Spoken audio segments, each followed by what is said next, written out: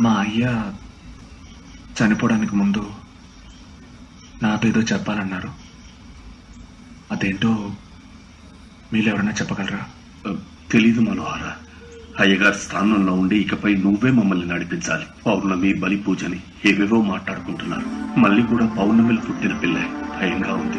బానిసలుగా బతుకుతున్న ఈ ప్రజల్ని, బేతాళ్లు ఎత్తుకెళ్లిన మందారమలిని నువ్వు మాత్రమే కాపాడగలవు. మంత్రం వల్లనే వాళ్ళు జయించగలవు.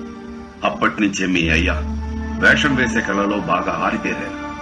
నువ్వు అదే పద్ధతిలో బేతాళుడిలాగా వేషం వేసుకుని వెళ్లి బేతాళ కోటలో